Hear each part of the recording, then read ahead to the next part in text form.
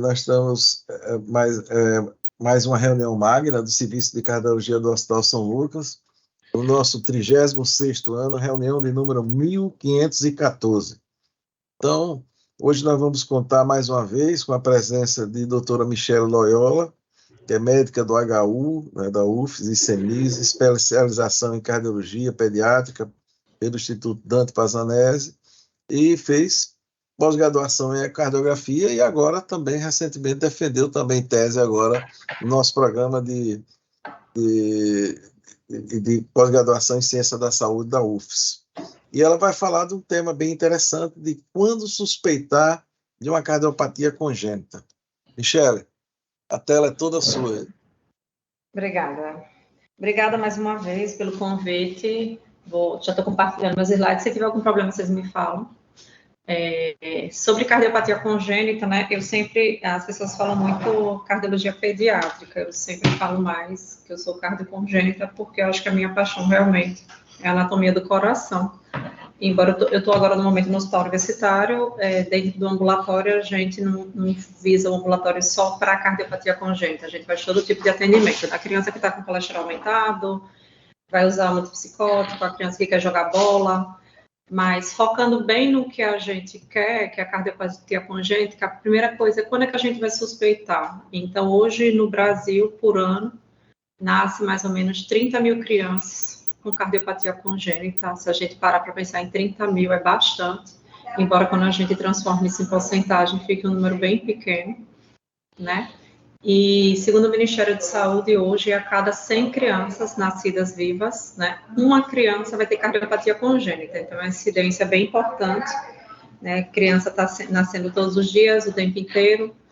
Então, a gente sempre tem que pensar que, às vezes, nem toda gestante vai ter acesso ao pré-natal, vai ter acesso ao ultrassom morfológico, e a gente pode receber uma criança na sala de parto com cardiopatia congênita.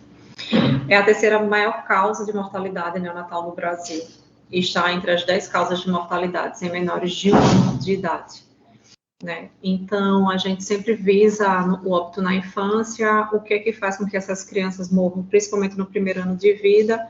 Em relação às malformações gerais do corpo, 40% delas vão estar relacionadas ao óbito na infância, mas quando a gente pensa em cardiopatia congênita, 10% dos óbitos na infância é de causa cardíaca e congênita. Então, no primeiro ano de vida, né, a gente tem, geralmente, uma porcentagem de 6% de crianças que vão falecer menores de 1 ano de idade, mas durante a infância, que a gente vai incluir todo o período pré-escolar e escolar, a gente tem até 30% de óbito de causa de cardiopatia congênita. Então, quando é que a gente vai suspeitar? Existem vários motivos, né? Essa é a pergunta para quem faz ambulatório, para quem faz consultório, que as famílias sempre fazem, principalmente na primeira consulta. Por que meu filho nasceu cardiopata? Nunca tem uma resposta correta, mas fatores genéticos podem estar relacionados, talvez uma má formação na própria embriogênese da criança. Fatores ambientais também podem estar assim, correlacionados, alimentação materna, doenças maternas, se aquela mãe ela tem obesidade, diabetes gestacional, se ela já é hipertensa, ou se ela tem hipertensão gestacional. A gente nunca consigo, pelo menos eu nunca consigo dar uma certeza para a mãe porque que aconteceu isso com o filho dela. Mas a gente tem vários fatores e sempre vem aquela pergunta, e o meu próximo filho, ele também vai nascer cardiopata? Se tiver mais de um filho, 2, 3, ou às vezes a gente tem o caso que a criança nasce cardiopata, às vezes é o terceiro filho daquela gestante, e aí ela fica muito na dúvida, será que o meu primeiro e segundo filho também são cardiopatas? Eu não sei, o fator genético influencia sim, mas não é necessariamente obrigatório, e porque eu tive um filho cardiopata, que o meu próximo ou anterior seja também cardiopata, né? Mas sempre que a gente pensa em anomalias em qualquer parte do corpo, eu sempre falo, teve má formação, seja tórax, abdômen, principalmente membros, alguma coisa em crânio, sempre a gente vê qualquer anomalia no paciente, lembre de sempre pensar que aquela má formação também pode estar correlacionada com o coração. Então, a gente pode ter defeitos anatômicos do coração, dos grandes vasos associados às más formações de outros órgãos. Uma criança que nasce entre insuficiência circulatória, respiratória, vai para uma UTI neonatal, uma criança que está entubada, ou uma criança que nem vai para a UTI neonatal, ela nasce e ela vai para o alojamento conjunto, ela está bem com a mãe, de repente ela começa a descompensar, a gente sempre tem que imaginar que ela é portadora de uma cardiopatia congênita. Para isso, o mundo ideal, é que no pré-natal toda gestante tenha acesso ao ultrassom morfológico, né, no número mínimo necessário, e principalmente o eco fetal. O eco fetal veio com uma novidade recente, a gente está em setembro, foi agora em agosto, onde a gestante ela vai ganhar o direito de ter o exame realizado também pelo SUS, não só gestantes de alto risco, o eco fetal ele veio para fazer parte do pré-natal, e esse é o mundo ideal que eu sonho, né? Porque eu acho que quem faz UTI cardiopédica, quem faz UTI neonatal e quem faz sala de parto, como eu sempre fiz, quanto mais informações eu tiver sobre aquela criança que vai nascer, é melhor para a gente recepcionar aquele recém-nascido. Então, o pré-natal é bastante importante para a gente desconfiar. E como é que a gente vai desconfiar, né? O primeiro é o ultrassom morfológico, que é básico, ele vai avaliar todos os órgãos, todo o sistema, translucência nucal, né, que é fundamental para a gente suspeitar de alguma síndrome, alguma malformação no sistema da criança. E, principalmente, dentro do ultrassom morfológico, a gente consegue, sim, dar uma olhada no sistema cardiovascular. Ele é bem geral, vai olhar 4 câmaras, eixo longo, eixo curto, frequência cardíaca, ritmo cardíaco, mas ele não é específico.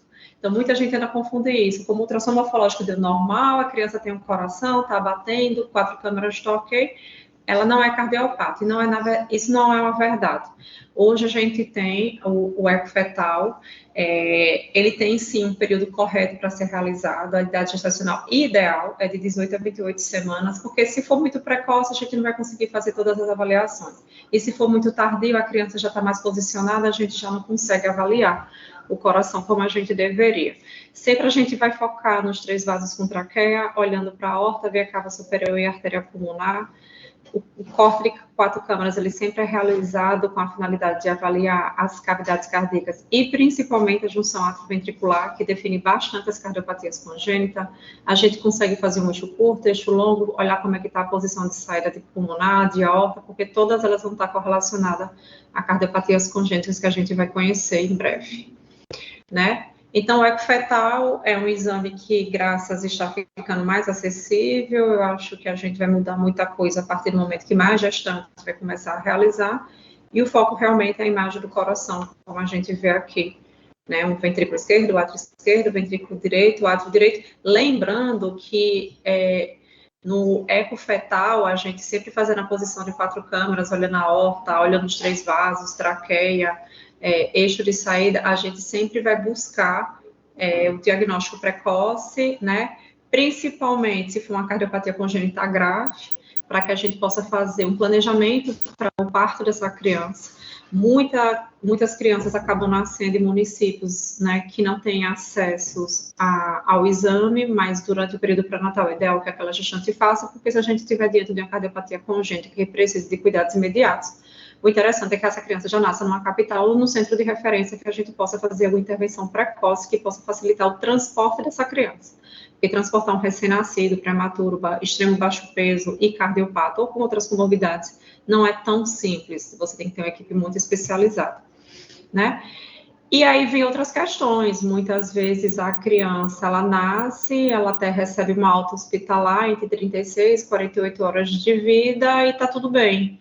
Né? Então, nem sempre o fato daquela criança nasceu bem, ficou aquele tempo, aquelas horas, 1 a 2 dias na maternidade, você pode ter, sim, também cardiopatias que não têm manifestação clínica. Ah, mas a ausculta cardíaca, né? Tem sopro, não tem sopro? Essa questão do sopro, ela é bem interessante. Eu sempre falo, quando a mãe vem, meu filho tem ou não tem sopro? Para mim, sopro na prática, ele não significa nada. Né? O sopro ele vai estar correlacionado ao coração, a uma anemia, a uma cardiopatia, a uma orifício, a uma válvula, um sopro inocente de crescimento. Então, o fato de ter sopro não é necessariamente critério para ser cardiopata ou não. E muita gente acha que sim. Fiz a ausculta cardíaca do recém-nascido, não tem sopro nenhum naquele momento, ele não é cardiopata, não é assim que funciona. E também temos os cardiopatas dependentes de canal arterial, que à medida que esse canal arterial ele vai ocluindo, que os sintomas começam a se manifestar. Então, muitas crianças ainda, 30% ainda de recém-nascidos vivos, recebem alta hospitalar sem diagnóstico nenhum de cardiopatia congênita. Alguns vão acabar evoluindo para choque, acidose, hipóxia, ou na maternidade, ou no período pós-alta, e infelizmente é aí que acontecem os óbitos. porque nem sempre a gestante ela vai sentir a necessidade de voltar de imediato para a unidade hospitalar, ou mesmo uma unidade hospitalar que não tenha recursos suficientes para a gente cuidar daquela criança.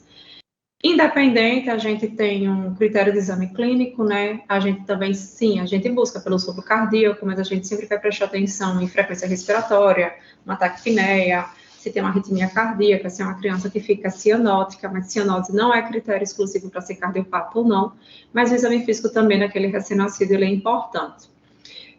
E aí aquela criança nasce numa idade gestacional maior que 34 semanas, essa criança, nessa idade gestacional, uma das coisas que a gente consegue fazer nas maternidades, que a gente não tem centros de referência, é o tal do teste do coraçãozinho.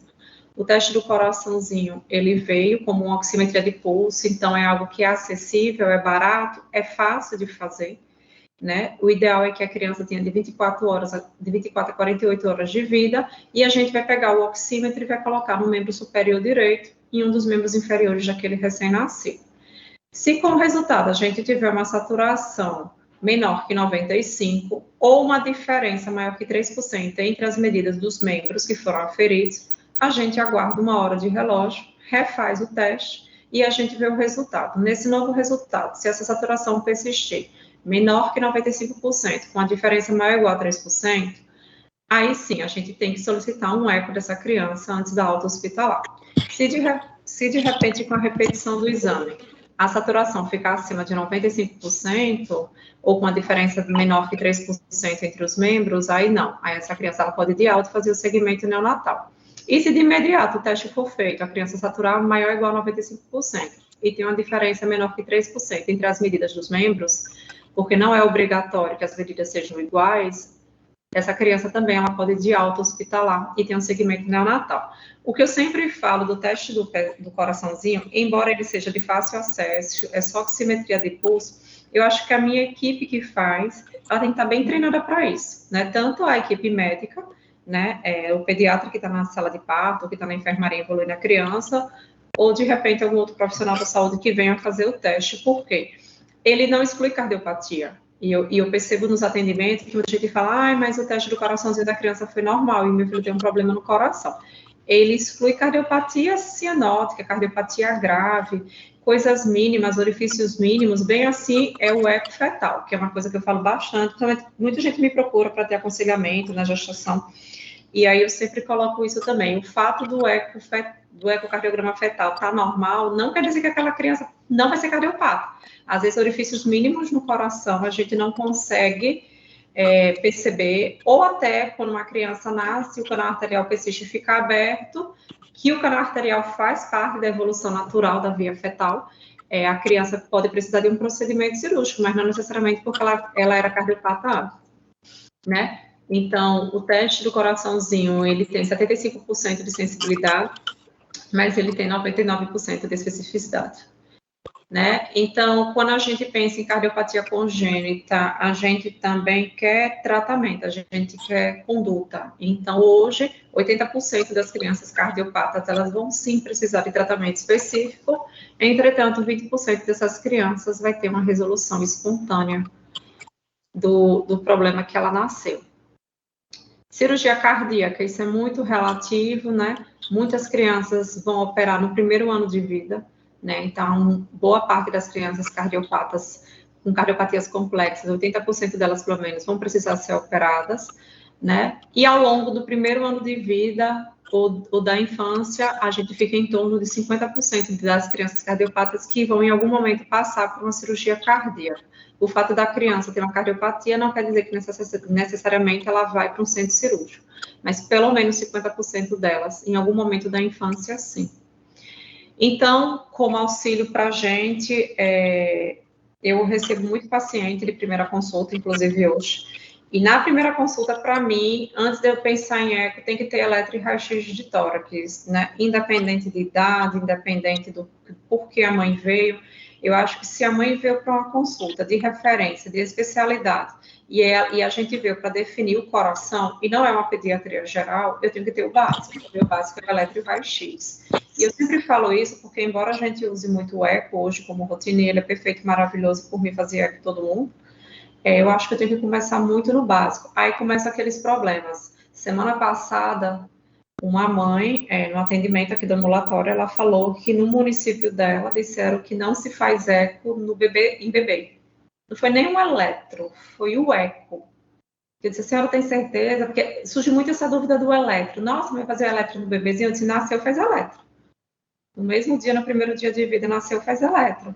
Mas eu fiquei surpresa, porque a criança dela veio e ela disse que não tinha tido acesso ao exame, porque disseram que não se faz o ecocardiograma em bebês. Mas, enfim, então ainda tem muita questão da desinformação. E se a mãe não procurar se informar, ela vai tomar aquilo como verdade e não vai procurar assistência, ou vai demorar a procurar assistência, porque no primeiro ano de vida não faz. Não é assim que funciona.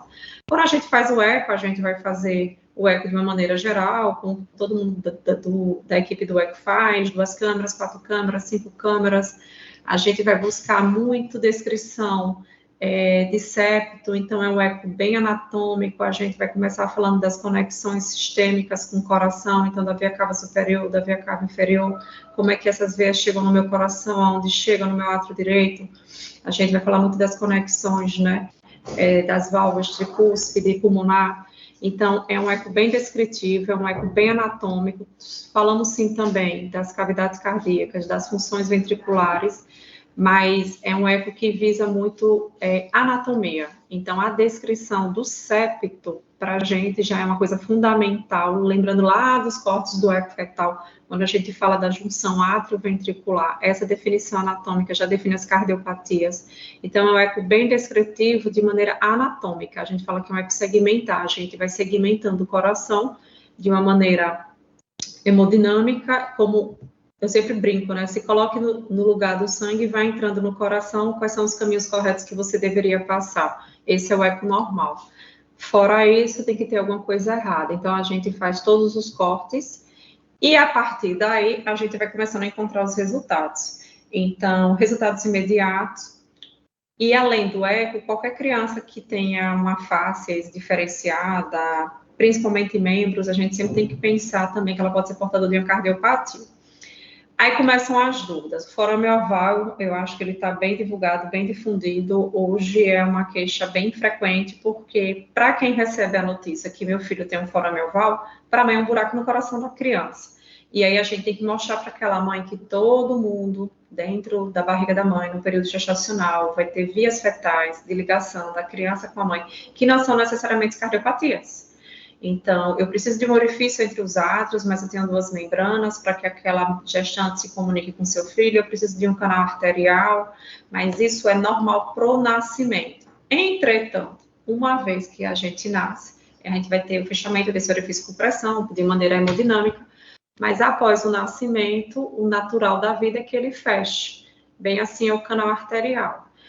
Mas, em relação ao forame oval, que é um orifício, como mostra na imagem, é um orifício entre os átrios, a gente tem as 2 lâminas do coração, elas estão ali para serem coladinhas, mas em 30%, pelo menos 25% a 30% da população de adultos, ele está aberto e muita gente não sabe. Então, existe uma estatística que fala que a cada 4 adultos, uma pessoa saudável tem um forame oval aberto, pérvio, e nem desconfia. Por quê? Porque geralmente ele não traz repercussão. São orifícios bem pequenos, menores de 2 milímetros, não vai interferir em nada na vida do paciente e talvez em algum momento da vida adulta, em intercorrências como AVCs de repetição, né, profissões que não podem ter orifícios no coração e o paciente vai fazer um transesofágico específico para saber se ele vai ter ou não o forame oval, o paciente vem a descobrir, sim, que ele tem um forame oval e talvez ele ganhe indicação de tratamento. Né? Porque a pergunta que muito se faz, mas meu filho já está com 3 anos, 5 anos, 10 anos, o forame oval não fechou, e você não vai pedir para operar, você não vai dar remédio, a gente sempre fala que a gente não vai mexer no que está quieto. Se eu tenho um orifício no coração que não traz prejuízo, pode trazer alguma intercorrência na vida adulta, mas a cirurgia cardíaca é um risco, né? A gente vai arriscar fazer uma sutura no orifício tão pequenininho, menos de 2 milímetros, só para dizer que o coração está todo fechadinho? Não. A paciente ele tem que compreender que talvez ele passe a vida inteira com o forame oval dele ali aberto e a gente não peça intervenção. É um fator bem complicado em relação às minhas crianças, porque muitos bebês acabam fazendo eco na UTI neonatal e se faz a descrição que o forame oval está aberto. E assim, na alta, elas recebem encaminhamento para cardiologia como se fosse uma cardiopatia, as mães chegam bem muito nervosas porque tem um orifício no coração. E hoje a gente já conseguiu, pelo menos em uma maternidade pública, montar um serviço esse ano passado e esse ano, pós-alta, a gente acompanha essas crianças por um tempo para ver a necessidade, se elas serão acompanhadas depois ou não, e muitas vezes no primeiro ano de vida ele é ocluído, né? E aí a gente chega realmente nas cardiopatias. Então, a comunicação interatrial, diferente do forame oval, ela já é um defeito anatômico. Então, falta um pedaço do coração, não necessariamente do cérebro, porque a gente tem 5 tipos de CIA, osso primo, osso segundo, tipo seu venoso coronariano, tipo fossa oval, que está bem no local. Então, a comunicação interatrial, sim, o orifício entre os átrios, a gente vai decidir conduta, não necessariamente porque tem um orifício no coração, mas por tamanho, localização, repercussão. Tem crianças que não ganham peso, porque pela fisiologia natural, fisiopatologia natural da doença, eu vou acabar tendo o fluxo esquerda-direita, porque eu sempre vou sair de uma zona de maior pressão para uma zona de menor pressão, então a gente vai ter fluxo esquerda-direita, então o pulmão vai ficar mais encharcado, se for uma comunicação ampla, a gente vai pedir cirurgia cardíaca precoce, uma criança que está tendo pneumonia de repetição, infecção respiratória, está entubada, tudo vai depender. Eu sempre falo para a mãe, porque é um ambulatório que sempre tem as comparações, né? Porque o filho de uma amiga, porque o primo tem esse mesmo defeito, esse toma remédio, esse não toma, tem um que não toma nada, tem um que não toma nada e operou, tem um que toma furo, captopril, digoxina, lactone e não foi para cirurgia ainda, tem um que não toma nada e foi. Eu sempre falo que não há como, a gente nunca vai encontrar um coração igual ao outro, porque ninguém tem a mesma digital. Então, eu sempre mostro os meus dedos, são pequenas linhas, e a minha digital é minha, em qualquer local do mundo que eu passe a minha digital, ela é única. Então, o coração daquela criança, ele é único, e a gente vai decidir a conduta daquela criança de acordo com o que ela está trazendo para mim. É uma criança desnutrida, baixo peso? É uma criança com orifício amplo? Hoje eu recebi uma paciente que não tinha chegado aos 2 anos de idade ainda, mas eu pedi a intervenção.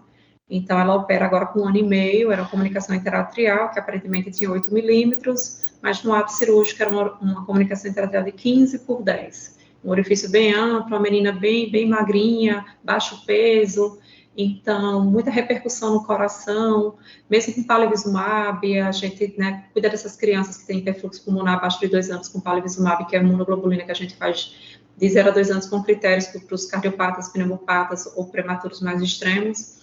Às vezes a gente precisa pedir intervenção cirúrgica e não dá para aguardar 2, 3 anos de idade para a gente tomar a melhor decisão. A questão da comunicação interatrial, quando suspeitar, é mais complicado, por quê? Porque muitas vezes o exame físico é normal. No pequenininho eu vou desconfiar, porque é uma criança que principalmente não ganha peso, e nos maiores, o distúrbio da condição do ramo direito no eletro faz com que eu suspeite, né? Eu tenho um orifício bem ali onde passam os meus fios de condução, e ao mesmo tempo, o eletro me faz desconfiar. A história clínica é uma criança saudável que de repente começa com cansaço e não tem explicação, né? Então, pode ser uma asma? Pode, mas todo mundo que tem asma, todo mundo que tem problema respiratório tem que fazer um eco. Esse é o meu ponto de vista, principalmente por causa da comunicação interatrial. Porque quando a gente coloca o esteto, a gente talvez escuta um desdobramento de bulha, que a gente acha que é constante, que é fixo, que é único. Então, aquele desdobramento ele está ali o tempo inteiro. A minha válvula pulmonar recebe muito fluxo pulmonar, a minha válvula aórtica, elas abrem juntos, mas a gente já tem um retardo no fechamento dessa válvula pulmonar. E aí que a gente faz o TRA. Então, esse desdobramento de P2 faz com que eu desconfie. Mas eu não tenho sopro, eu não tenho diferença de pressões importantes entre os átomos. Mas eu tenho uma comunicação interatrial que está soprando o orifício ou está soprando a válvula pulmonar de tanto hiperfluxo que está chegando nela. Então, uma criança que tem um orifício no coração com válvula pulmonar com sopro, provavelmente essa criança ela é cirúrgica. Então, mas é um exame físico normal. Eu falo que de todas as cardiopatias, a comunicação interatrial é a que eu mais tenho receio, porque o exame físico geralmente é normal. Todo mundo vai dizer que exame físico normal não é cardiopata, a criança satura 100%. Satura 100% porque o sangue 100% vem para o lado insaturado, chega no pulmão, volta para o coração, volta para o orifício, vai para o corpo e aquela criança ela vai saturar 100%. Então, é uma cardiopatia que engana. Então, qualquer paciente, seja criança, adolescente ou até adulto, né? Porque pode ser um adulto que chegou na fase adulta, que começa a apresentar cansaços, ou começa a dizer, doutor, estou ficando roxo, estou começando a cansar, ele já pode estar evoluindo para síndrome de disseminha para hipertensão pulmonar. Então, é nesse momento que a gente tem que pensar na comunicação interatrial, principalmente se for um paciente que tratou asma a vida inteira, mas nunca fez um eco.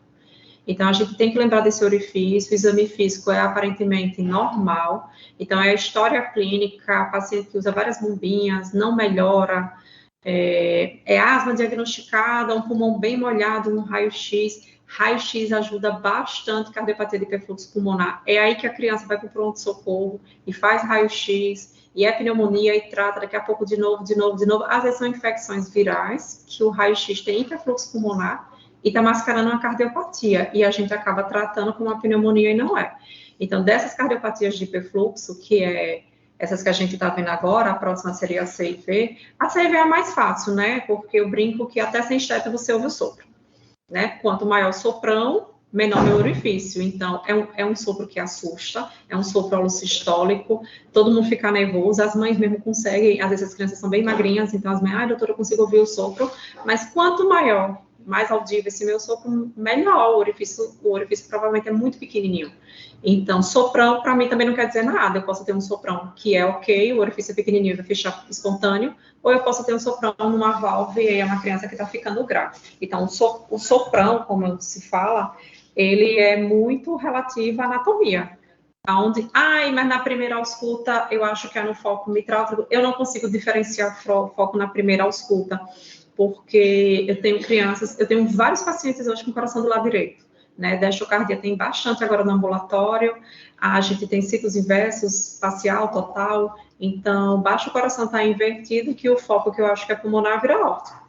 Então, é muito diferente, por isso a importância do raio-x, para a gente procurar a bolha gacha, a posição do fígado, para a gente tentar definir já numa primeira ausculta, pelo menos com raio-x e com eletro, onde é que está o foco daquele meu sopro, para tentar diferenciar se aquele paciente realmente eu tenho que correr, pedir eco de urgência, ou se é alguma coisa que eu possa fazer relativo. A gente vai ter vários tipos de CIV no coração, são classificações musculares, perimembranosa, via de saída, duplamente relacionada, via de entrada, que eu sempre falo assim para o acadêmico, que você me entenda o que é um orifício entre os átrios, o que é um orifício entre os ventrículos, como é que é o exame físico da CIA, da CIV, que são cardiopatias de hiperfluxo pulmonar, que trazem prejuízos para o pulmão, as mães estão muito preocupadas com o coração, mas o meu prejuízo maior é pulmonar, e que se eu não tomar uma providência, porque se for cirúrgico e eu não cuidar desse paciente, na vida do adolescente ou adulto jovem, ele vai inverter os fluxos, vai ficar bidirecional, é aí que ele começa com cansaço, cianose, e se eu não conseguir cuidar desse paciente, ele vai acabar tendo hipertensão pulmonar instalada, que é a síndrome de Heinz-Menga,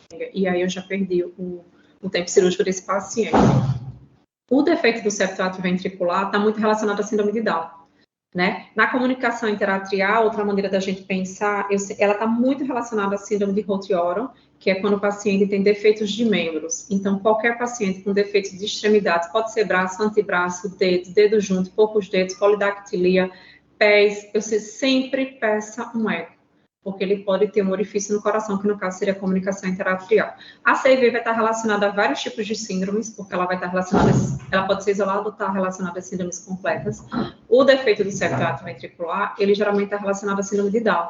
Então, a gente tem mitral e tricúspide, né, em degrau, né, a gente tem uma diferença de 2, 3 milímetros mais ou menos, e quando essas válvulas, elas nascem no mesmo degrau, no mesmo nível, a gente tem um orifício único, que pode ter um anel único, ou com duas válvulas. Então, a gente vai ter várias subclassificações, defeito do septo atrioventricular, parcial, total, intermediário. Existem duas classificações na literatura médica meio semelhantes.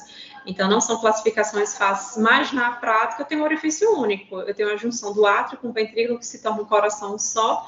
Então, com certeza, esse meu paciente, ele já é cirúrgico. Essa gestante, ela já tem que ser informada que o filho dela vai passar por uma cirurgia no primeiro ano de vida. Diferente da comunicação interatrial e da comunicação interventricular, que vai depender tanto da localização anatômica quanto do tamanho do orifício e da repercussão que ele está causando no coração. Essa já é uma cardiopatia que a gente já prepara a gestante, a gente já prepara a criança, entra com medicação, a gente tenta estabilizar aquele coração. Isso a nível de ambulatório mesmo, e a gente...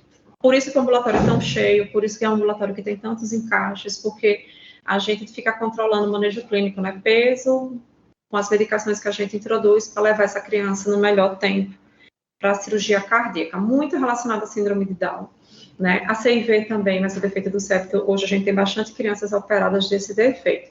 E o canal arterial, como eu já tinha falado do forame oval, o canal arterial está relacionado à gestação. Todo mundo aqui que está assistindo a aula teve um canal arterial e teve um forame oval.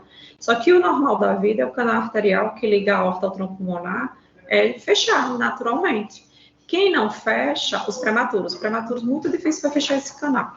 Então, às vezes, eu preciso ir lá e ligar esse canal ainda no período da UTI neonatal, porque é uma criança que está entubada, tem ventilação mecânica, o pulmão está muito molhado, muito encharcado, e esse canal que está amplo, como se ainda estivesse na barriga da gestante, ele está prejudicando o meu manejo clínico do resto do prematuro que nasceu. Ou uma criança saudável, que não tem síndrome nenhuma, nasceu no tempo certo, foi tudo perfeito, maravilhoso, nenhum exame alterado, o canal não fecha.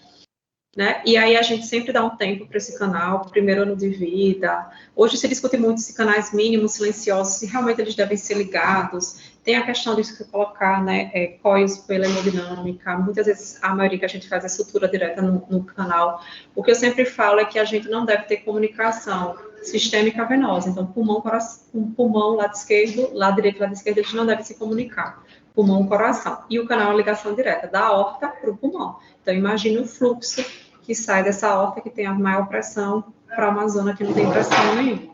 Então, essas cardiopatias de hiperfluxo pulmonar, quando é que a gente vai suspeitar? Várias situações, por eletro, por raio-x, pneumonia de repetição, está muito relacionada a CIV. É uma criança que tem infecção viral, ela chega no pronto-socorro, ela está com febre, faz um raio-x, pneumonia, aí dá antibiótico. Aí a mãe fala, ai, doutora, meu filho toma tanto antibiótico.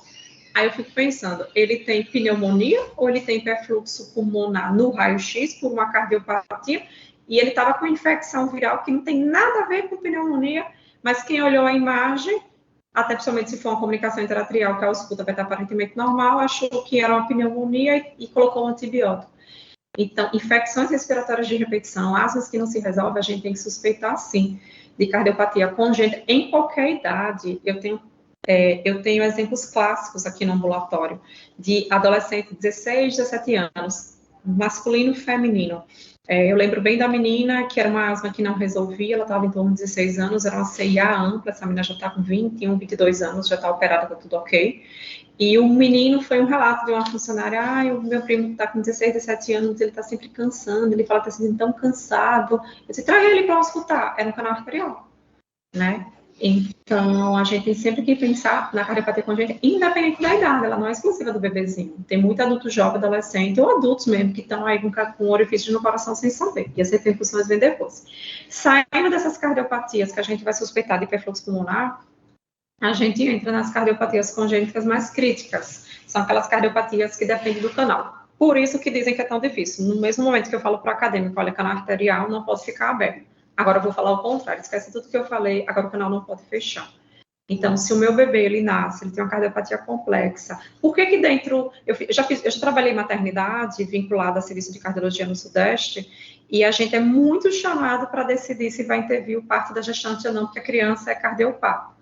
E muitas vezes a gente fala, olha, dentro da barriga da mãe está tudo bem, ela não está sofrendo, não está centralizada, não está tudo ok. Os problemas vão iniciar assim que ela nascer.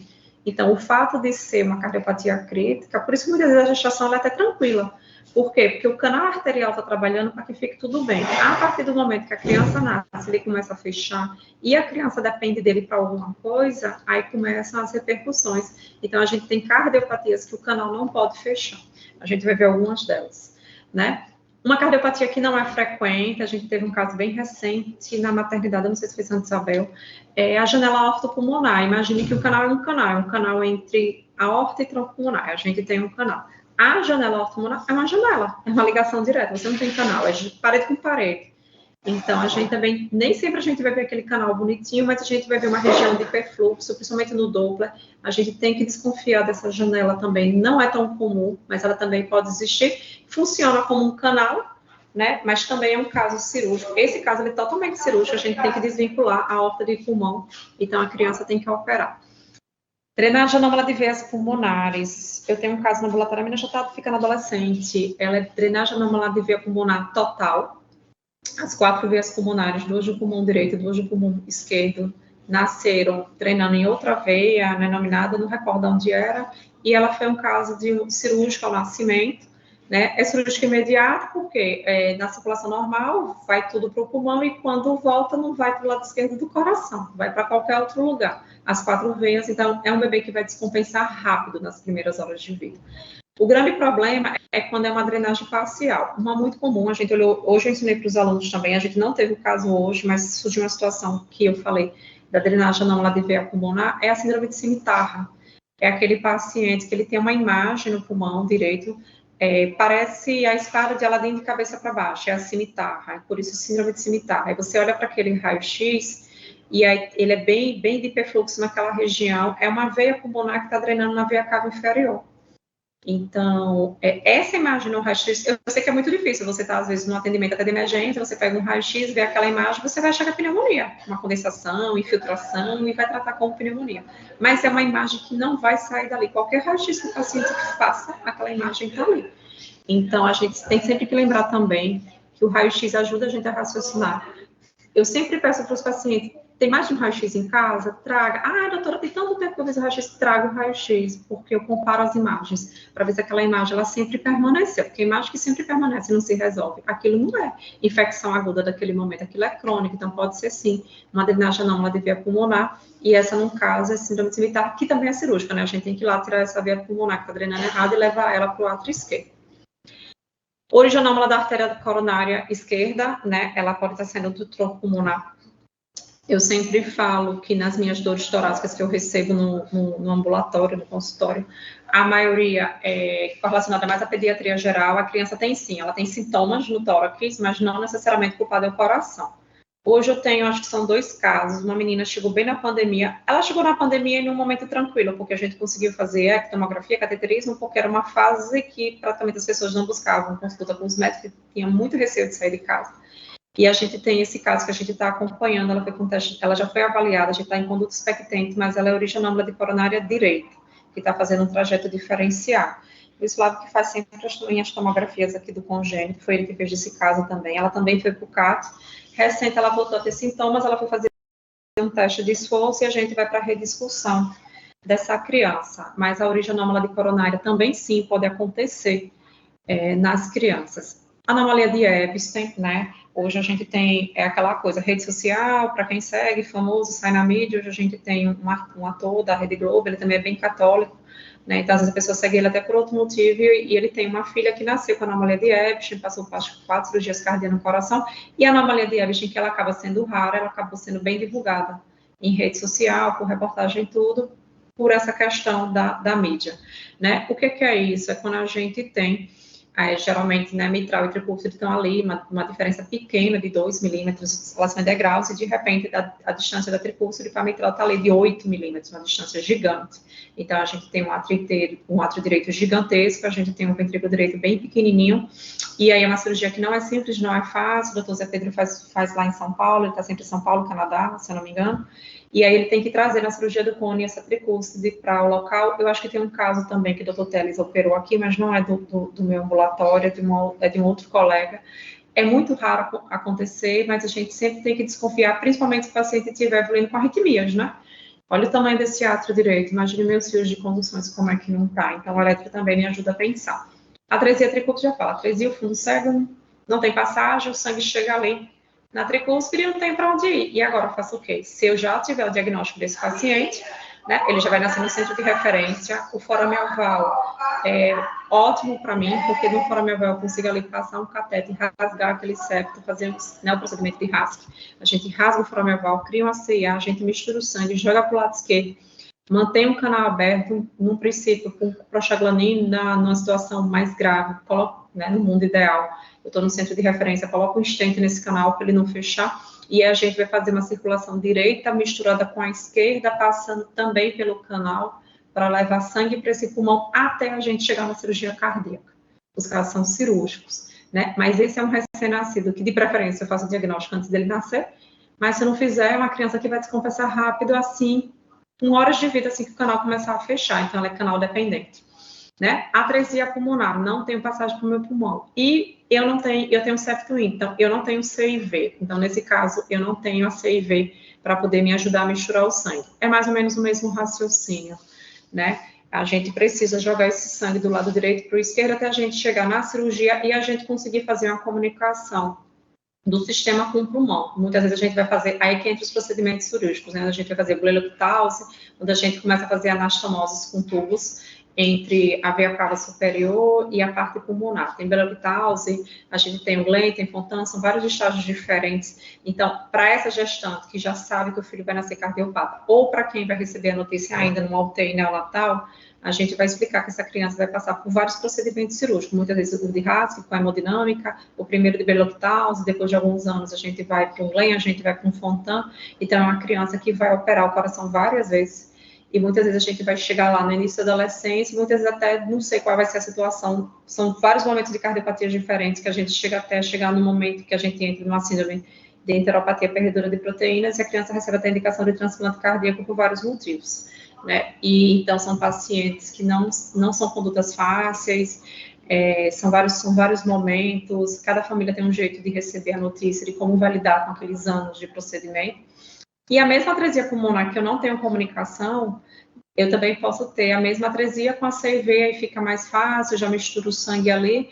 Muitas vezes com septo íntegro, na tentativa, o próprio corpo muitas vezes começa a emitir através da aorta colaterais. Então, a gente tem situações onde da própria aorta começam a sair várias colaterais para os pulmões. Imagina o hiperfluxo pulmonar que a gente passa a ter desse paciente, a gente precisa chegar nessas colaterais e começar a ocluir algumas para tentar diminuir esse fluxo, esse chanto para lá.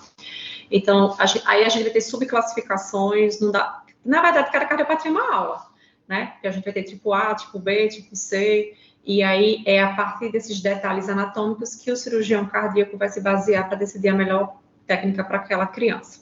Pensando nas válvulas do coração, né? A gente tem as nossas 4 válvulas do coração. Estenose pulmonar muito frequente, eu tenho inúmeros pacientes acompanhando por estenose pulmonar. Só para diagnóstico fácil, preciso, coloca ali. Aí sim, muitas vezes a gente não fica fazendo eco de repetição, mas a gente se baseia muito na ausculta, um sopro que está ficando mais importante, mais audível, está no momento já de eu repetir o meu eco. Eu ensino para a mãe que a gente está avaliando pressão, mas é uma pressão diferenciada, eu não tenho como pegar, né, o tensiômetro de consultório e aferir a pressão. Ela tem que entender que a minha maneira de aferir essa pressão é pelo eco, por isso que ela não pode faltar às consultas, porque muitas vezes a criança vai ter o sopro, não toma medicação, a pressão é baixa, será que esse paciente vai voltar? Ele se sente bem. Então, eu tenho que ensinar profilaxia endocardite, escovação com os dentes, se for fazer se passar por um acidente na rua, avisa que você tem um problema no coração, tem que tomar antibiótico. Então, os pacientes, eles são muito bem orientados. Eu acho que é por isso até que eles não faltam, porque nem sempre eles têm sintomas, e não necessariamente eles são cianóticos. Doenças da válvula mitral, eu sempre brinco, ou válvula mitral que adora soprar, então eu acho que a ausculta é bem tranquila, dá para a gente desconfiar que a válvula mitral, a gente vai ter problemas na mitral, válvula mitral em paraquedas, a gente vai ter muita degeneração mixomatosa, às vezes só uma displasia, a febre reumática já não é congênita, né, é cardiopatia adquirida, mas também a gente vai ter envolvimento da mitral, então sempre que a gente auscultar sopro nessa região, eu sempre faço o eco do paciente. Cardiopatias bem mais complexas, eu tenho agora atresia mitral com atresia aórtica, então cadê o meu VE, o meu ventrículo esquerdo tadinho, às vezes ele nem consegue se desenvolver, porque não tem passagem nem para a mitral nem para a aorta, são pacientes graves, são pacientes cirúrgicos, eu não sei se aqui eu tenho uma CV associada ou não, é a anatomia do meu paciente que vai definir a minha conduta e o meu melhor momento cirúrgico para ele. Corte atriato, quando é que eu vou suspeitar? É bem complicado. Eu tive um caso, eu não tenho resposta desse caso, foi antes da pandemia. É uma lâmina que a gente tem no átrio esquerdo, daí ela acaba dividindo o átrio esquerdo em 2 cavidades e acaba formando um orifíciozinho, como a gente vê na imagem. Então, a gente acaba tendo ali uma turbulência sanguínea, muitas vezes vai soprar, e a gente acaba muitas vezes desconfiando pelo eco, um paciente que faz até ressonância. E eu lembro que eu tinha um caso de uma criança que parecia que ela ainda estava do lado direito, mas foi um período pré-pandemia, eu não recordo da finalização desse caso clínico, né? É um caso que eu teria que pensar, procurar em prontuário para tentar entrar em contato, saber o que aconteceu. Mas não é um diagnóstico simples. A gente muitas vezes vai desconfiar que tem alguma coisa errada pela ausculta, por um sopro, por uma turbulência, e a gente vai acabar chegando no eco na ressonância. Hipoplasia do coração esquerdo, né? Eu sempre brincava que hipoplasia era questão de prova lá em São Paulo, porque eu raramente via uma. Depois eu fui trabalhar no Espírito Santo, eu vi bastante casos de hipoplasia do coração esquerdo. São pacientes graves, o coração esquerdo, o ventrículo esquerdo, ele é rudimentar, é um paciente totalmente dependente do canal arterial. pacientes que vão passar por diversos procedimentos cirúrgicos, não é tão simples, e é uma criança que já vai desestabilizar na maternidade. Dificilmente essa criança vai nascer, pode ser onde for, e vai conseguir receber alta para casa. A descompensação, ela é imediata, ele não tem veia, né? A estenose aórtica valvar, eu sempre falo, a principal válvula do coração, lado esquerdo, soprão. O que vai diferenciar para mim é o gradiente e a pressão que aquela criança vai ter naquele momento para a gente saber se ela vai ser cirúrgica ou não. Hoje a gente tem muito válvula aórtica bicúspide, a gente muitas vezes tem até a válvula com 3 folhetos, mas na função ela acaba se tornando bi, ou é uma criança com válvula aórtica bi. Na prática, eu quero saber se o ventrículo esquerdo está crescendo, como é que está esse sopro, se está tendo um refluxo, se é discreto, se é moderado, se é importante, como é que está a repercussão nesse meu coração, e como é que essas crianças se comportam. Em estenoses mais importantes, elas vão começar a apresentar cansaço. Né? Eu sei que uma criança que corre, começa a tossir, eu tenho que pensar em asma. Mas criança foi feita para correr, para brincar. Criança não corre e para. Criança que corre começa a parar antes dos outros colegas, a gente tem que pensar que aquela criança tem alguma coisa errada, ou pulmonar ou cardíaca, porque a criança vai sair correndo. Né? Então, cansaço, dispneia, talvez se for uma coisa mais importante. Eu recebi há alguns anos, eu nem lembro, acho que há uns 8 anos aqui na EBSER, logo no início, um menino que ele tinha uma estenose pulmonar com gradiente aí de 156, ele era bem cianótico, ele tinha uns 7, 8 anos, eu nem lembro. E aí esse menino conseguiu ir com um balão, a gente fez com a hemodinâmica, e ele ficou super bem depois, mas não foi um caso fácil, porque ele já chegou totalmente cianótico no ambulatório. Coarctação de aorta, né? É um paciente também que descompensa fácil, tem soprão no dorso, aí vem a importância de palpar os pulsos. O ambulatório é de carta, a gente está no hospital universitário, tem um monte de acadêmico, eu deixo eles atenderem. Professora, eu faço o quê? Eu digo, eu não sei, se formou hoje o CRM plantão, é seu, boa sorte, saiu da sala. Quando eu volto para passar o caso, eu deixo eles passarem, aí é que eu inverto. Palpou os pulsos? A maioria me diz que não. Mãos, pés, se não palpou o pulso dos pés, qual a cardiopatia se os meus pulsos nos pés forem amplos? Canal arterial. E se forem filiformes ou ausentes, coarctação de aorta? Você colocou o esteto nas costas ou você escutou só os focos cardíacos? Então, tudo isso a gente discute. E quando vem a criança parada de canal, eu pergunto como está a cicatriz. Mas eu não vi a cicatriz. Você não examinou as costas do paciente? Então, a gente tem várias maneiras de suspeitar da cardiopatia, até por palpação de pulso. Não necessariamente só por esteto. Posso ter um esteto ou não no momento que eu avaliar meu paciente. Não sei, né? Mas coarctação de aorta sopra bastante, né? E a diferença de pressão entre os membros superiores e inferiores vai fazer com que eu desconfie. Interrupção do arco aórtico já é bastante mais importante, né? É um paciente cirúrgico imediato. A gente vai ter várias subclassificações, pacientes que vai para uma cirurgia cardíaca. Finalizando o ambulatório agora, acho que o penúltimo paciente era uma tetralogia de Fallot, acho que foi o último, o penúltimo. Ele era uma tetralogia de Fallot, e eu sempre falo que acho que a cardiopatia é mais temida pelos pediatras, por quê? Porque é cirúrgica, a mãe tem que saber que vai operar geralmente no primeiro ano de vida, tem a de má anatomia, de boa anatomia, então tem aquela criança que tem Fallot e ela vai ser mais rosada, mas eu tenho aquela criança Fallot que se chorar, vou fazer cocôzinho, já está roxa. Então, é uma cardiopatia que assusta. As crianças, muitas vezes, elas não ganham peso tão fácil, porque a gente tem um desvio, né, desse septo que divide os ventrículos, e esse desvio vai acabar causando o meu orifício, a minha CIV, fazendo uma estenose no meu infundíbulo da minha válvula pulmonar, meu segundo defeito, traz a minha aorta, deixa a posição da aorta, e aí é um ventrículo direito que vai trabalhar bastante, vai hipertrofiar. Então, eu sempre falo é uma cardiopatia com 4 defeitos associados. Então, a gente aprende que comunicação interventricular, ela é rosa, o meu paciente com CIV, nos primeiros anos de vida, ele satura 100%, mas se chegar uma criança com ausculta de CIV e roxa, gente, isso não é CIV isolada, tem que ter cardiopatia complexa associada, e aí que eu vou suspeitar, tanto que eu falo para as mães, CIV aqui tem, mas eu quero esse eco com urgência, porque uma CIV isolada eu vou ter tempo, mas algumas cardiopatias eu não vou ter tempo, é uma corrida contra o tempo, a gente tem que agilizar exames, ou o paciente, ele não entende, ele não vai voltar, ou vai demorar a voltar, enfim. Mas tudo isso são questões. Ainda em relação à CIV, né, eu sempre conto o caso clínico até que aconteceu uma vez, e foi aqui no ambulatório também. É o bebezinho que nasce, exame físico normal, 15 dias de vida normal, 1 mês de vida normal, 2 meses de vida normal, 3 meses de vida normal. 4 mês de vida, a mãe troca de cidade, troca de pediatra, sei lá, aconteceu alguma coisa, ela trocou de médico. E aí, esse médico que atende a criança mais ou menos com 4 meses, de 3 para 4, fala bem assim, nossa, seu filho tem um soprão no coração. E ela fala, não, porque eu sempre fui para o médico tal, pagava até particular, ele dizia que não tinha sopro nenhum, estava tudo bem. É aí que a gente suspeita que é uma CIV, né? A gente nasce com pressão pulmonar aumentada, que cai bruscamente na sala de parto, e aí a gente vai ter na competência, a concorrência aí de pressões, e aí os fluxos, que era direita, esquerda, barriga, passa a ser esquerda, direita nos primeiros meses de vida, até que o lado esquerdo predomina, e aí a partir do momento que o fluxo passa a ser esquerda, direita, e essa criança vai ter um soprão da CV, e realmente ela não tinha, não, nos primeiros 3 meses de vida. Nenhum dos 2 médicos erraram, eu sempre falo para a mãe, ninguém errou. Só que a partir de agora, a gente já escuta e já imagina que é uma CIV isolada. Então, o exame físico é fundamental. Transposição das grandes artérias, incompatível com a vida. Nasceu, tem que operar. Estabiliza a criança, 5 dias de vida, está no centro cirúrgico. Não tem como você viver com a aorta no lugar do tronco pulmonar e do tronco pulmonar no lugar da aorta, né? Troca tudo, né? A gente tem cirurgia de Jatene, cirurgião cardíaco brasileiro, falecido recente. Então, a gente tem a cirurgia de Jatene, troca dos vasos, e nessa troca as nossas coronárias vão juntas. Então, a gente tem que ter cuidado com as coronárias no pós-operatório, e aí também existe a possibilidade de fazer a manobra de Lecomte, que é quando a gente traz os vasos pulmonares para o local correto, né, para deixar os vasos cruzados.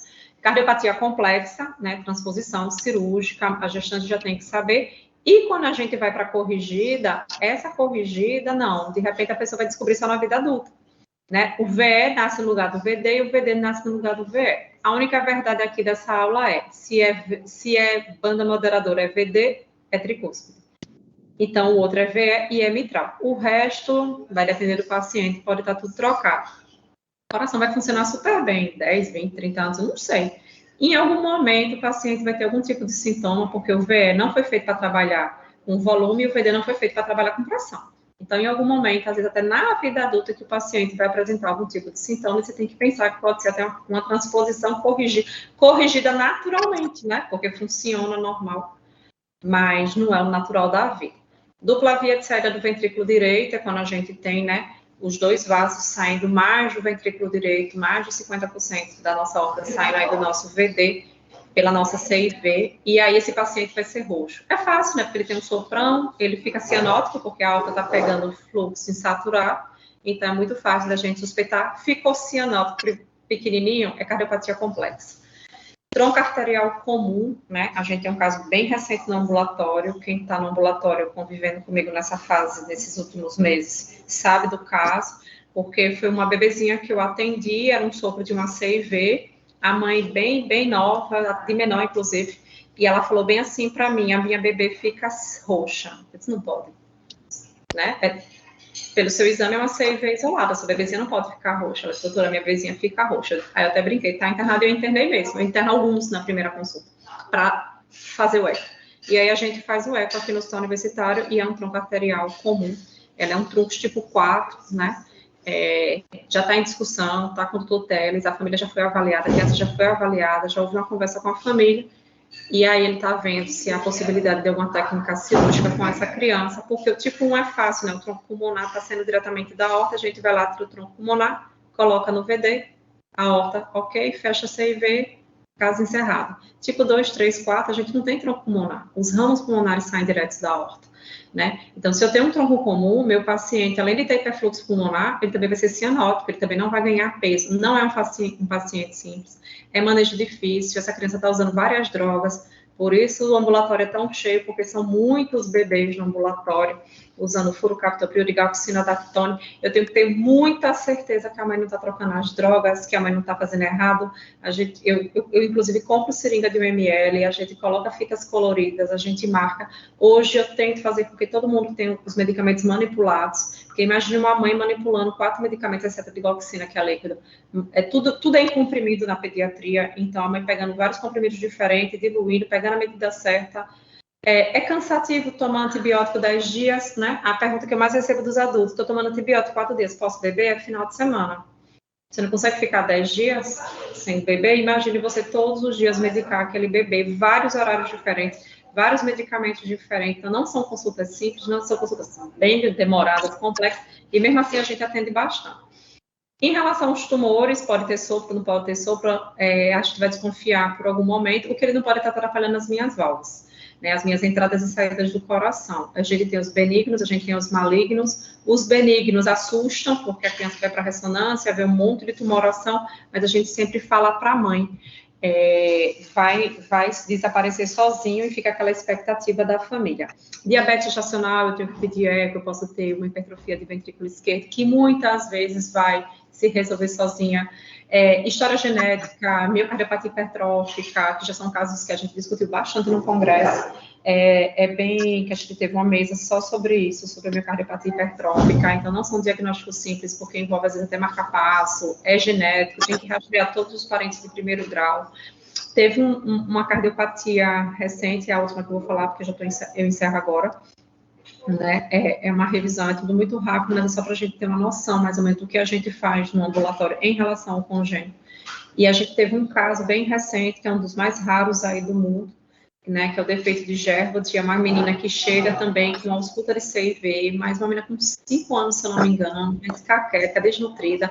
Eu dizia que era muita clínica para pouca CIV. Eu não me conformei em ter a criança. E nessa internação, a gente descobre, através do eco, a ajuda do adulto, do pediatra, do congênito, da discussão, ela é uma comunicação direta do ventrículo esquerdo com o átrio direito, caso raro, tem poucos casos relatados no mundo. Essa criança já foi operada, muito bem operada, tá linda, perfeita, maravilhosa. A cirurgia foi esse ano e a menina segue muito bem, deu tudo certo, né? Mas não são casos simples. Eu poderia ter me conformado que era só uma CIV, mas a clínica da criança falava totalmente contra a CIV. Era muito exame físico para pouco buraco. Eu não me conformei e é aí que a gente chega no diagnóstico. Então, o ideal é juntar pediatria com cardiologia, com hemodinâmica, né, com UTI, sempre suspeitar, oferecer o melhor tratamento. A gente tem centros de referência espalhados pelo Brasil inteiro, mas a gente vai observar aqui Norte e Nordeste. A gente quase não tem para onde levar essas crianças. Eu fiz Dante Pazanese, eu lembro que era muito frio, de repente chega aquele pai com um bebê no braço. Quem é do Norte e Nordeste não tem noção do que é frio, porque nem eu tinha. Então, assim, o frio ele maltrata, porque é bem impactante. E ele saiu, lembro, lá do Amazonas, pegou um ônibus e entrou no desespero. Se eu não me engano, foi de uma região bem precária, bem distante, porque lembra que é um estado gigante, então não é sempre que ele vai ter acesso à capital. E ele foi parar em São Paulo, porque ele soube que lá em São Paulo resolveu o problema que o filho dele tinha no coração. E ele chegou no pronto-socorro, com a mala na mão, no super frio, e a gente ainda teve que correr e conseguir roupa para esse pai, para esse bebê. Mas ele é desespero, porque ele mora numa região precária que ele não tem acesso. Então, a gente tem, hoje, né, a gente tem Setembro Amarelo, a gente tem as cores, para vários tipos de patologia. A gente também tem para o coração, 12 de junho, né, Dia dos Namorados, coração, fica bem fácil de lembrar, onde a gente visa o tratamento. Todo mundo tem direito, tratamento de forma integral, gratuita, pelo SUS.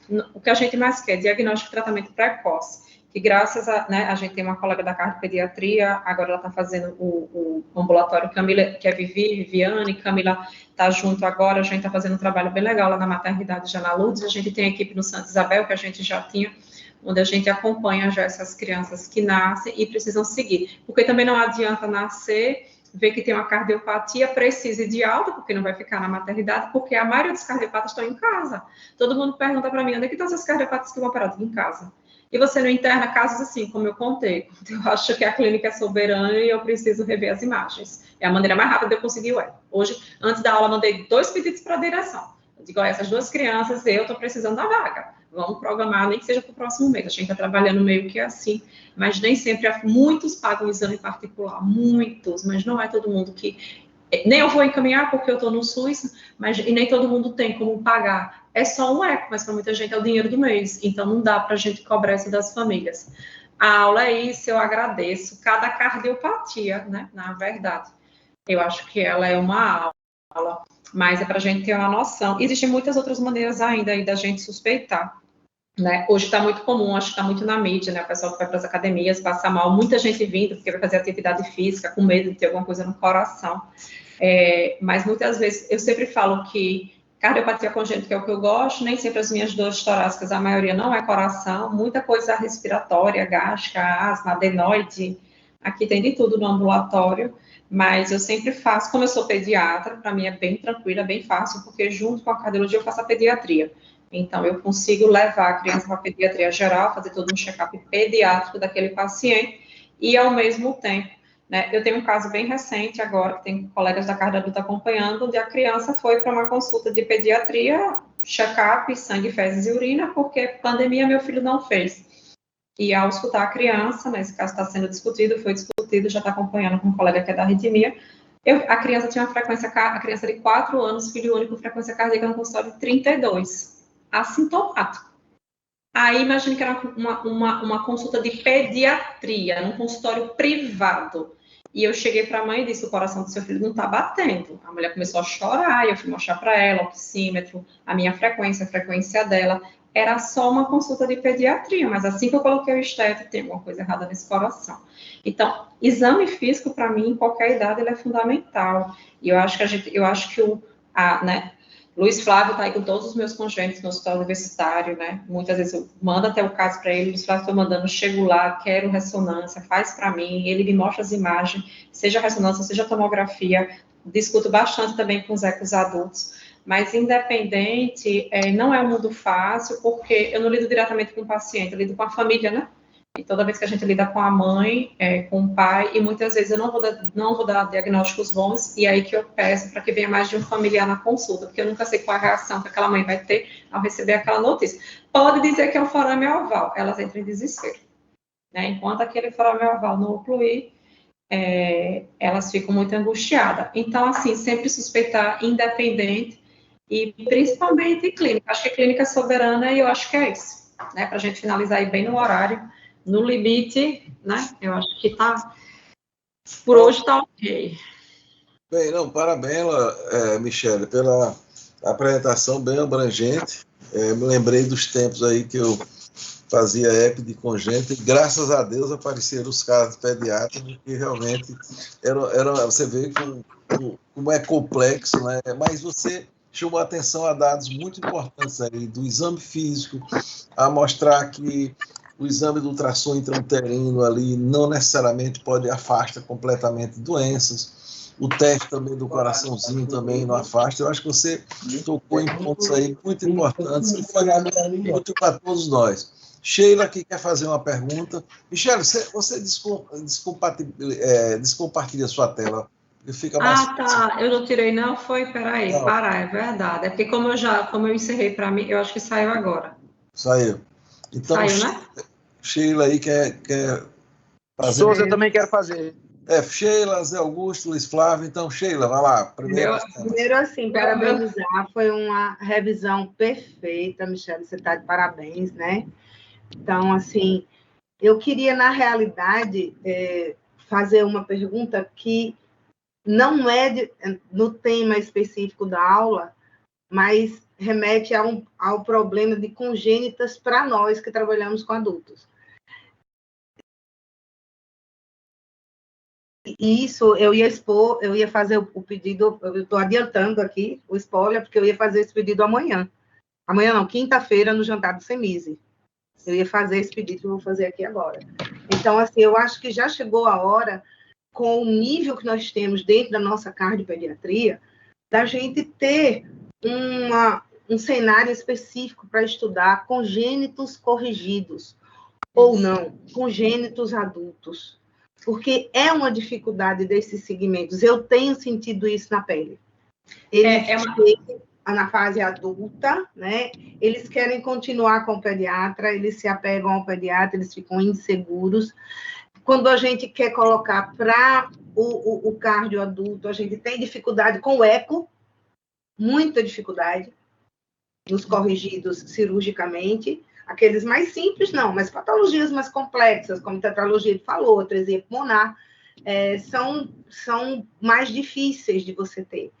Eu acho que já está na hora de a gente formar um serviço de congênitos adultos, não é? Dizem aqui que eu sou muito sonhadora, estou, né? Eu estou até agora aqui no H8, eu não vou sair, porque não vai ficar ninguém. Então, dá para fazer uma... Não dá, vou pegar trânsito, não dá, eu prefiro ficar aqui no hospital. Eu sempre falo assim, tá mais do que na hora, a gente já teve ideias, junto até com a Milena que veio para o HU comigo, a gente já pensou em montar ambulatórios congênito adulto, porque, na verdade, por isso que eu comecei cardiopediatria. E aí todo mundo pensa que é o pediatra, é a criança. Não, é o congênito, é a anatomia. E na quinta-feira mesmo, que é meu horário de avaliação na enfermaria, Raquel, que é adulto, que está no ECA, ela sabe que eu saio da enfermaria, tem alguém para avaliar, estou avaliando, acabou meu horário desse pelo ECO, né? E parece uma coisa, eu pisei no ECO, ela, é a próxima paciente que eu vou fazer uma transesofágica para ver se tem foco, para ver se tem CA. Eu digo, não, vou embora, não é possível. Mas isso é toda semana, né? Eu tenho feito microbolhas acompanhando ela, transesofágico com ela, a gente discutindo. E aí eu percebi que tá semanal, toda semana tá tendo congênito. Eu recebi até um colega, Michele, estão dizendo que é para você estar no exame do paciente.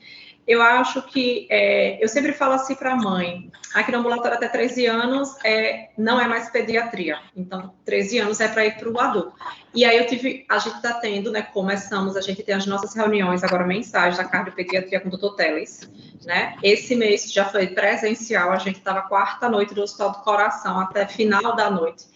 E eu falo bem assim para o doutor Teles, eu sempre tenho que ter meu tempo para falar na reunião, porque senão eu não sou feliz, né? Porque a gente sempre leva um caso clínico, uma aula, e no final vem as discussões. Essas discussões foram presenciais. E eu falei, voltou um menino para mim de 19 anos aqui no HU, e ele se perdeu na pandemia. Ele se perde com 15, 16 anos e volta com 19. E ele é uma CIV. E aí eu vou pedir para o ECO adulto fazer. Eu botei no pedido, eu carimbo assim umas 3 vezes, eu falo, diga que a médica está nervosa, que eu queria que fizesse para minha colega. Aí ela olhou para mim e falou bem assim, fiz ontem, eu nem sabia. Eu digo, eu sou a culpada, eu mandei um de 19 anos para você. Por quê? Porque eu não acho justo que o meu colega adulto receba o adulto, que já é adulto, não é mais adolescente, para avaliar uma CIV, para eu definir se ela vai ser cirúrgica ou não. E eu não sei se ele vai saber as subclassificações, se ele vai saber diferenciar, se é muscular, se é apical. Eu acho totalmente injusto, né? E aí eu mandei, às vezes, muita coisa eu botava para a Raquel quando era mitral, reumático, muita coisa eu boto para vocês. Mas congênito, mesmo que ele seja adulto, a instituição tem que entender que ele tem 19, eu sei que agendaram, né? Tinha feito até no dia anterior, ela me deu até o resultado. Eu passei para o doutor Teles na hora, porque eu agora vou entregar ele com muitos adultos. E aí, o adulto vai fazer o quê quando receber? Eu preciso que o adulto saiba se ele vai ser operado, se ele não vai ser, se eu vou seguir, se eu não vou. Então, que nem a história do menino que eu contei de 17 anos, que ele operou o canal arterial aos 17, ele acompanhou 5 anos comigo. Eu fiz o pós-operatório dele tardio durante 5 anos, e aí uma vez me perguntaram, você também atende adulto? Eu disse, Deus me livre. Gente, digo com muito orgulho, amo vocês de paixão, cardiologistas de adulto, mas eu, formada em medicina na UFES, nunca fiz um plantão de clínica médica. O meu mundo, ele é infantil, ele é pediátrico, mas o meu congênito, ele chega na vida adulta. E aí, como é que a gente vai fazer? Eu acho que é um sonho de consumo montar essa parceria, tanto privado quanto SUS. A gente tem que ter uma referência em Sergipe para congênito e adulto, porque hoje eu vejo dificuldade dos colegas que são obrigados a receber pela idade. Né? Então, assim, é a mesma coisa de pedir para eu atender um adulto, porque como médico eu posso atender do recém-nascido ao idoso, mas o meu mundo, ele é infantil e congênito. Eu acho que tem colegas melhores preparados do que eu para receber esses pacientes, né? Então, eu acho que está mais do que na hora, eu espero que um dia a gente consiga, e num dia breve, viu? E já adorei aí a ideia para o jantar. Da proposta. Já é o tema que já é o segundo projeto que eu tenho que apresentar. Quem vai amar é Jodete. Jodete vai amar de paixão. Então é exatamente isso. Já está feito. Ela vai amar. Bem, aí tem Luiz e Zé Augusto. Opa, não. Boa noite a todos. Vou ser breve, é só dar os parabéns aí à Michele pela excelente aula e pelo trabalho que ela vem tendo, né? Eu acompanho lá, né, Michele? A gente está lá o tempo todo, né? Aquele a gente vê o martírio que é, né? A via cruz que é. Desde o paciente chegar no consultório até conseguir fazer um exame, né? Tem trave de anestesista, de protocolo, que aí tem funcionário que inventa coisa, dá informação torcida, aí a gente tem que ir lá reconversar com o pessoal. É uma luta, eu acompanho bem essa luta aí. Parabéns e só para. E eu sempre estou lá batendo na sua porta, porque eu vou pessoalmente. É melhor coisa, é melhor ir pessoalmente, porque a gente já resolve na hora. E só para dizer que eu vou deixar essa aula gravada, né? Como eu já tenho a outra. E aí, como é difícil, a gente não é uma coisa que a gente pega toda semana. Quando a gente pega esses casos, a gente tem que ir para a aula. Então, quando eu pegar, eu vou voltar para a aula para revisar tudo, porque é um material fantástico aí que a gente ficou aí gravado aí. Perfeito. Obrigada. Zé Augusto. Opa, Michele, parabéns aí pela aula, né? Bastante didática, eu achei bem ilustrativa e informativa para a gente. Eu queria que você comentasse um pouquinho, eu acho que você falou foi defeito de Gerbode, foi? Foi. É só porque eu tive a oportunidade, quando era residente, de a gente relatou 5 casos de CIV, né, pós-endocardite, e um fez essa comunicação. Entre o VE e átrio direito, é isso? Isso, é isso. Então, é a mesma Essa coisa menina... da congênita. Esse defeito adquirido de Gerbode é a mesma coisa do congênito. E eu não sabia que era tão raro assim. Porque a gente fez foi adquirido. Eu fui fazer a revisão, aí tinha um caso, outro adquirido. Você faz uma endocardite em válvula aórtica, faz um abscesso subvalvar e geralmente rompe para o átrio direito. Quando rompe, né? Pode romper para o átrio direito, pode romper para o VD, mas às vezes rompe como a válvula de curso vem implantada um pouco mais baixa. Então me conte um pouquinho como é que tem diferença na clínica. Não, no único caso que eu tenho, eu sou bem sincera, eu nem lembrava. Eu brinco que eu não vou sair de férias, porque toda vez que eu vou sair de férias, eu tenho intercorrência nas minhas férias, ou eu tenho intercorrência faltando horas para começar as minhas férias. Essa criança, ela chega, se não me engano, com 5 anos, de um interior de um povoado bem distante já de vista do estado, se não me engano, distante, não recordo direito, e ela veio para a primeira consulta porque tinha um sopro, que é um sopro, ela tinha né, o sopro da CIV, um sopro bem importante, mas quando eu olhei para a menina, era a última criança que eu atenderia a partir dali, eu estaria de férias por alguns dias. Quando eu tiro férias, eu tiro privado e SUS, né? Eu tiro público e privado. E aí eu lembro que eu examinei, eu achei ela bem desnutrida, bem caquética. Ela tinha um eco, ela chega na consulta com o primeiro eco, parecendo ser só uma CIV. E aí eu fui muito pela clínica. Eu lembro que eu falei assim para a família, eu disse, eu não vou mentir para vocês, por esse exame físico, por esse exame que vocês me trouxeram, eu poderia introduzir furo captopril para tentar compensar um pouco a criança. E assim que eu voltar, em 15 dias mais ou menos, a gente vai manejando os medicamentos. Mas eu acho que tem algo a mais, foi coisa de fila, de clínica, de exame físico, de IMC. Eu acho aquela coisa, eu achei muita ausculta, pouco IMC para pouco eco.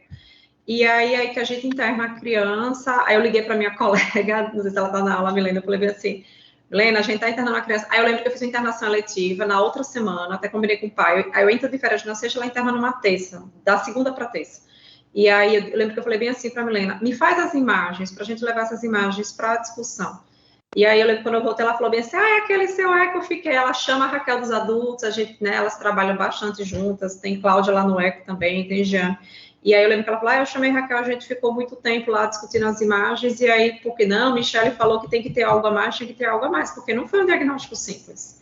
Né? E aí que a gente pega as imagens, vai discutir com o Hospital do Coração, mas foi questão de, no meu caso, que é o único caso que eu tenho, foi questão muito de desnutrição. Eu não gostei da criança que eu vi, não gostei, tem algo a mais, não é possível que só o orifício no coração seja capaz disso tudo no exame físico. Mas a criança é assintomática, viu? Ela veio porque o médico mandou, aos um sopro e mandou.